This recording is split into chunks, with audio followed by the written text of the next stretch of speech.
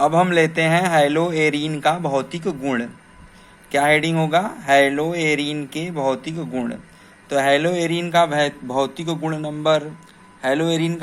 गुण नंबर एक होगा, हैलोएरीन तीक्ष्ण गंध वाले रंगहीन द्रव होते हैं अथवा विशिष्ट गंध वाले क्रिस्टली ठोस होते हैं।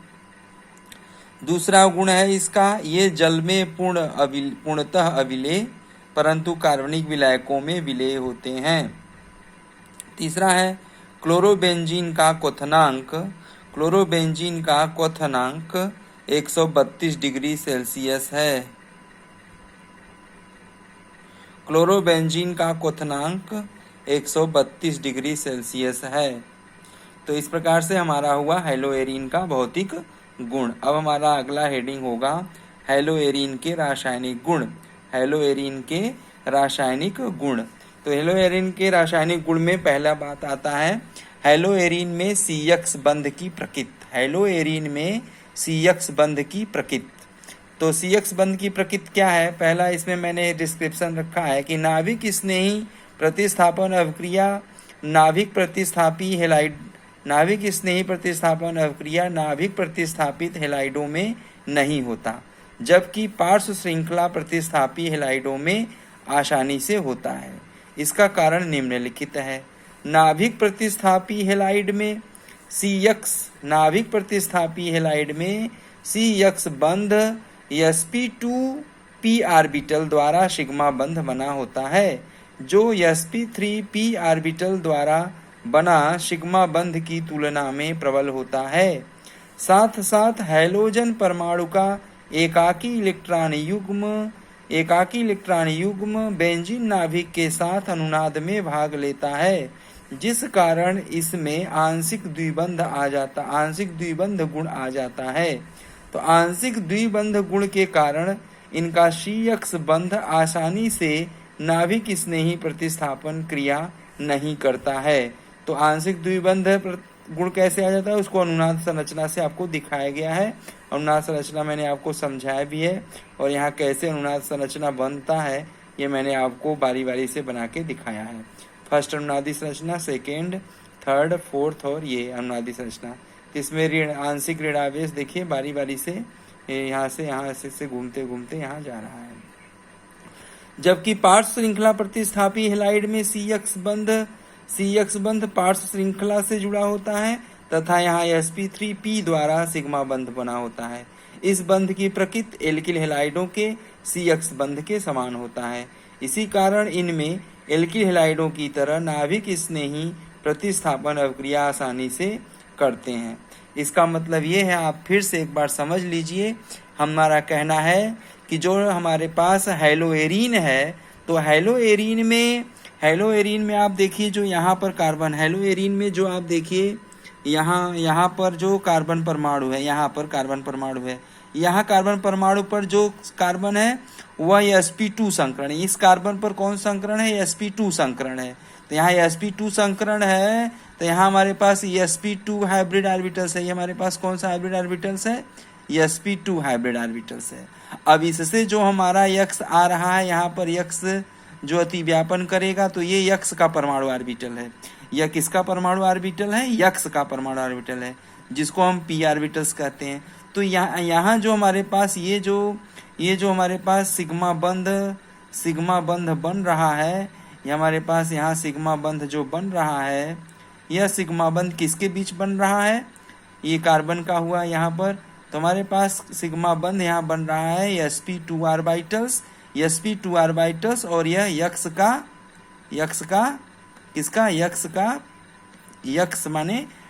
X माने क्लोरीन, ब्रोमीन, आयोडीन जो होगा X में, चारों में से कोई भी एक होगा ही।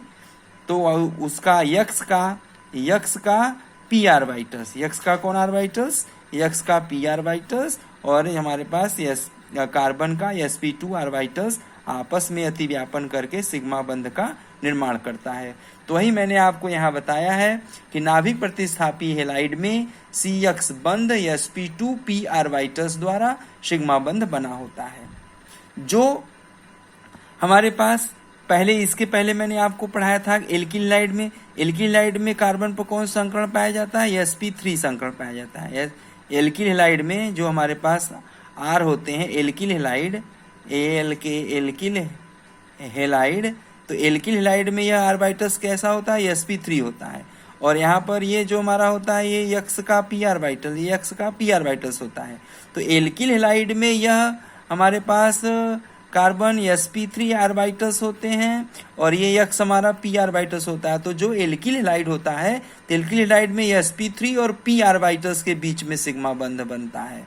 जबकि हमारे पास यहाँ पर एरिल हैलाइड में sp2 आर्बाइटस और p आर्बाइटस के मध्य ये सिग्मा बंध का निर्माण होता है। वही बात यहाँ बताई गई है कि नाभिक प्रतिस्थापी हैलाइड में CX बंध sp2 p आर्बाइटस द्वारा सिग्मा बंध बना होता है, जो sp3 p आर्बाइटल द्वारा बना सिग्मा बंध की तुलना में, माने इसकी तुलना में जो ये हमारे पास एल्किल हैलाइड में sp3 p आर्बाइटस द्वारा जो सिग्मा बंध बना होता है उसके तुलना में ये वाला प्रबल होता है, sp2 p आर्बाइटस का सिग्मा बंध प्रबल होता है। तो जब ये sp2 p आर्बाइटस द्वारा जो सिग्मा बंध होता है ये प्रबल होता है, और यह किसकी तुलना में? sp3 p आर्बाइटस द्वारा बना सिग्मा बंध की तुलना में ये वाला सिग्मा बंध ज्यादा प्रबल होता है। यही वजह है कि यहाँ पर नाभिक स्नेही प्रतिस्थापी अवक्रिया, इसमें माने हमारे पास इस एरिल हैलाइड में नाभिक स्नेही प्रतिस्थापी अवक्रिया नहीं हो पाता है। ठीक, और साथ साथ हैलोजन परमाणु, साथ ही साथ जो हैलोजन परमाणु है, ये जो आप हैलोजन परमाणु देख रहे हैं इस एरिल हैलाइड में, यहाँ हैलोजन परमाणु पर देख रहे हैं एकाकी इलेक्ट्रॉन युग्म है, इलेक्ट्रॉन युग्म, एकाकी इलेक्ट्रॉन युग्म मौजूद है। अब एकाकी इलेक्ट्रॉन युग्म मौजूद होने, एकाकी इलेक्ट्रॉन युग्म बेंजीन नाभिक के साथ क्या करते हैं? मौजूद होने, एकाकी इलेक्ट्रॉन युग्म मौजूद होने के कारण बेंजीन के साथ रेजोनेंस करने लगते हैं, अनुनाद करने लगते हैं। ये अनुनादी देखिए संरचना मैंने बनाया है, अनुनाद संरचना करने लगते हैं। जैसे ही अनुनाद संरचना करते हैं तो हमारे पास यहाँ पर C, यहाँ पर क्या C और हमारे पास ये यक्स, तो CX के बीच में क्या बन रहा है? एक डबल बंध बन रहा है। क्या बन रहा है? एक डबल बंध बन रहा है। आंशिक रूप से देखिए, आंशिक रूप से दिखाया गया है, देखिए आंशिक रूप से क्या होगा? अनुनाद के कारण यहाँ पर C और X के बीच में आंशिक द्विबंध बन जाता है, द्विबंध गुण आ जाता है। तो द्विबंध गुण आ जाने के कारण आसानी से नाभिक स्नेही प्रतिस्थापन अवक्रिया नहीं होती है। अर्थात एरिल हैलाइडों में आसानी से नाभिक स्नेही प्रतिस्थापन अवक्रिया नहीं होती है, जबकि एल्किल हैलाइडों में आसानी से नाभिक स्नेही प्रतिस्थापन अवक्रिया होती है, जबकि एरिल हैलाइड में नाभिक स्नेही प्रतिस्थापन अवक्रिया आसानी से नहीं होती है। तो एरिल हैलाइड में नाभिक स्नेही प्रतिस्थापन अवक्रिया आसानी से नहीं होती, जबकि एल्किल हैलाइड में नाभिक स्नेही प्रतिस्थापन अवक्रिया होती है।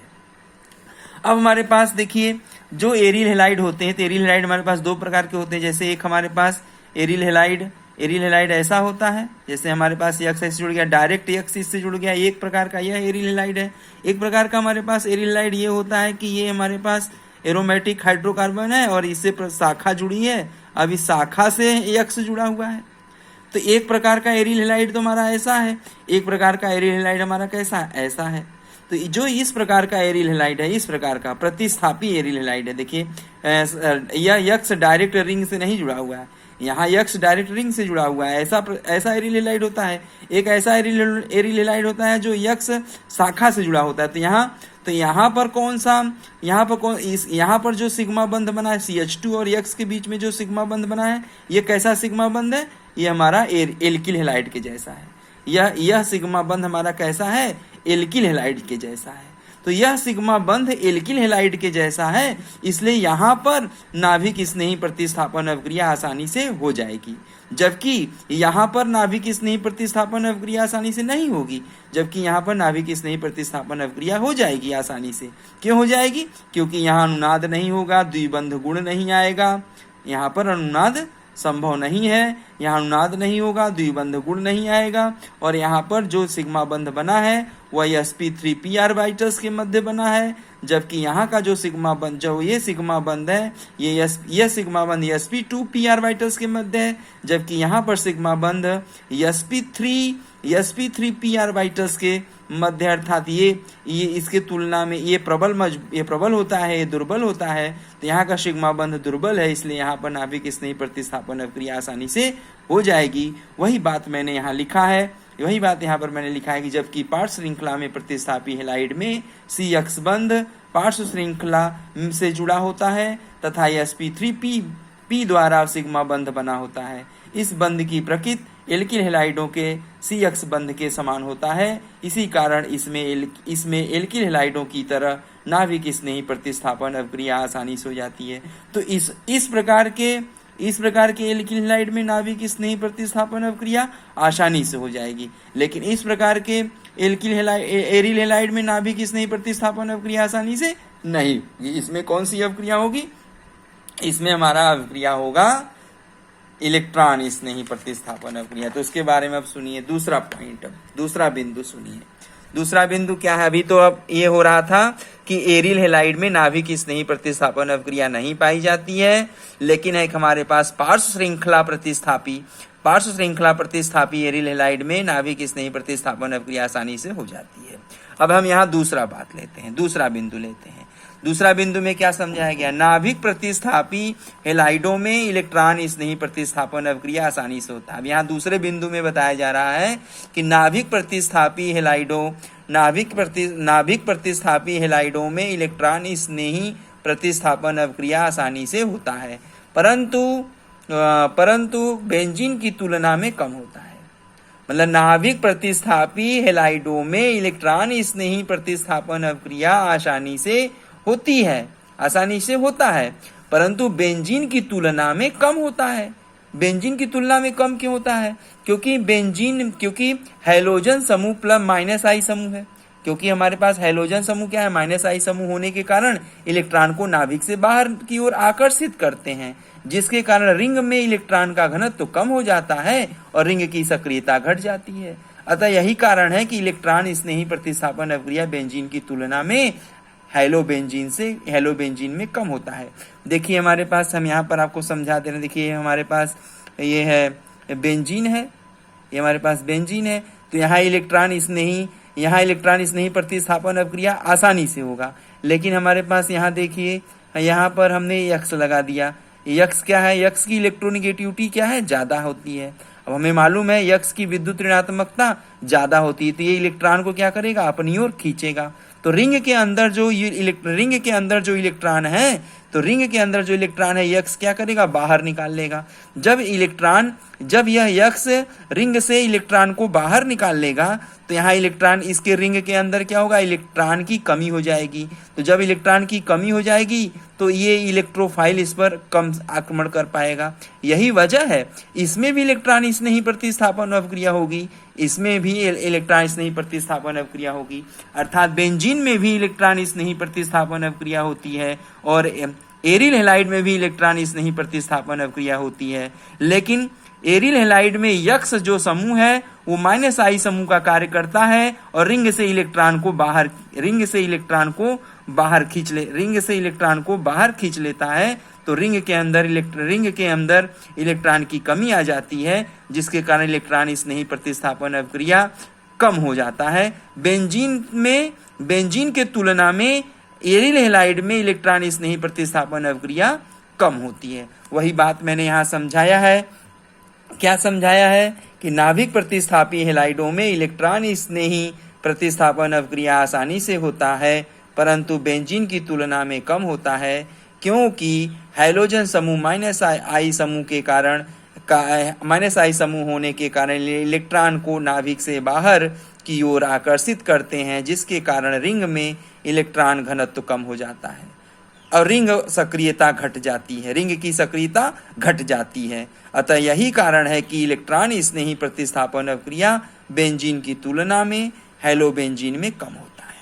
समझ गए? अब हम लेते हैं तीसरा बिंदु लेते हैं। हमारा तीसरा बिंदु क्या है? तीसरा बिंदु ये है कि जो हैलोजन समूह होते हैं। तीसरा बिंदु में मैंने आपको ये बता रहा हूँ, जो हमारे पास ये हैलोजन समूह होते हैं, मैंने आपको क्रियाविधि में समझाया है, ये जो हमारे पास हैलोजन होते हैं, ये हैलोजन आर्थो एंड पैरा निर्देशी होते हैं। क्या होते हैं? आर्थो एंड पैरा निर्देशक का कार्य करते हैं। वही बात यहाँ समझाया गया। देखिए, एरिल हेलाइडोम एरिल हेलाइडोम में बेंजीन से हैलोजन समूह, एरिल हेलाइडोम में बेंजीन से हैलोजन समूह सीधे रिंग से जुड़े होते हैं। एरिल हेलाइडोम में बेंजीन से हैलोजन समूह सीधे रिंग से जुड़े होते हैं। तो हैलोजन समूह आर्थो एंड पैरा दैसिक प्रभाव उत्पन्न करते हैं। इसका कारण आने वाले जो दूसरे इलेक्ट्रॉन स्नेही समूह है, माने यहाँ यक्स तो पहले से ही है और ई इलेक्ट्रॉन स्नेही समूह, दूसरा इलेक्ट्रॉन स्नेही समूह आ रहा है इसके साथ जुड़ने के लिए। वही यहाँ बताया जा रहा है कि इस कारण आने वाले दूसरे इलेक्ट्रॉन स्नेही समूह आर्थो अथवा पैरा स्थान पर जुड़कर उत्पाद बनाते हैं। आर्थो पैरा दैसिक प्रभाव अनुनाद से निम्न प्रकार समझ सकते हैं। अब देखिए, यहाँ अनुनाद संरचना आपको दिखाया गया है। अनुनाद संरचना फर्स्ट, अनुनाद संरचना सेकंड, अनुनाद संरचना थर्ड, अनुनाद संरचना फोर्थ। इन तीनों अनुनाद संरचना में देखिए ऋण चार्ज कहाँ डेवलप हो रहा है। ये ऋण चार्ज कहाँ डेवलप हो रहा है? यहाँ ऋण, ये तो आर्थो है, ये आपका क्या है? आर्थो है। ये आपका क्या है? पैरा है। ये भी आर्थो है और ये आपका मेटा है, ये आपका मेटा है। तो ऋण चार्ज कहाँ डेवलप हो रहा है? ऋण चार्ज आपका डेवलप हो रहा है आर्थो पर, फिर कहाँ? पैरा पर, फिर कहाँ? आर्थो पर। तो ऋण चार्ज जहाँ ऋण चार्ज कहाँ डेवलप हो रहा है? आर्थो पर डेवलप हुआ। इस यक्स समूह के कारण, जो हमारे पास ये यक्स है, इसी यक्स समूह के कारण ऋण चार्ज कहाँ डेवलप होता है? आर्थो, पैरा, आर्थो पर। तो जो आने वाला इलेक्ट्रॉन स्नेही समूह है, आने वाला जो इलेक्ट्रॉन स्नेही समूह है, ये कहाँ आक्रमण करेगा? आर्थो पर करेगा, पैरा पर करेगा और आर्थो पर करेगा। अर्थात इसमें जो हमारे पास एरिल हेलाइड में जो यक्स समूह, एरिल हेलाइड में जो यक्स समूह पहले से जुड़ा हुआ है, या आर्थो एंड पैरा का काम करता है। तो आने वाला इलेक्ट्रॉन स्नेही समूह कहाँ जुड़ता है? बेंजीन के आर्थो एंड पैरा स्थान पर जुड़कर उत्पाद का निर्माण करता है। तो ये हमारा हुआ एरिल हेलाइड में CX बंध की प्रकृति। तो हमारा हेडिंग क्या है? हमारा हेडिंग था हेलो एरिल में CX बंध की प्रकृति। तो एरिल हेलाइड में CX बंध की प्रकृति में मैंने आपको 1 नंबर समझा दिया, ये कि इसमें नाभिक स्नेही प्रतिस्थापन अवक्रिया नहीं होती है। नाभिक स्नेही प्रतिस्थापन अवक्रिया एरिल हेलाइड में नहीं होता है, एल्किल हेलाइड में आसानी से होता है। लेकिन ऐसा एल्किल हेलाइड जिसमें पार्श्व श्रृंखला प्रतिस्थापी एरिल हेलाइड होगा, तो उसमें नाभिक स्नेही प्रतिस्थापन अवक्रिया आसानी से होगा। मतलब इस प्रकार का एरिल हेलाइड है तो यहाँ पर नाभिक स्नेही प्रतिस्थापन अवक्रिया होगा, और इस प्रकार का अगर एरिल हेलाइड है तो यहाँ नाभिक स्नेही प्रतिस्थापन अवक्रिया नहीं होगा।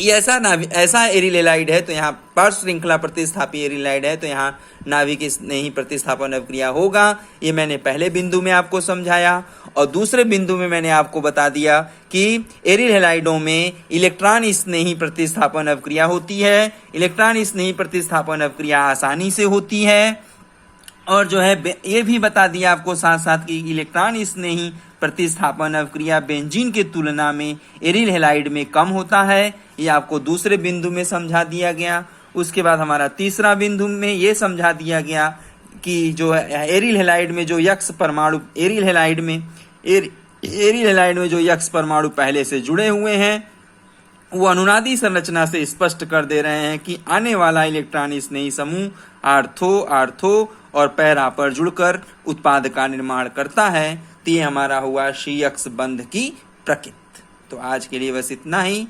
आगे इसका रासायनिक गुण के बारे में बताया जाएगा। तो हमारे पास एरिल हेलाइड के रासायनिक गुण में मैंने आपको बताया एरिल हेलाइड में CX बंध की प्रकृति के बारे में समझाया, और कुछ रासायनिक अवक्रियाओं के बारे में आगे या नेक्स्ट वीडियो में आपको मैं समझाऊंगा। आज के लिए बस इतना ही। धन्यवाद।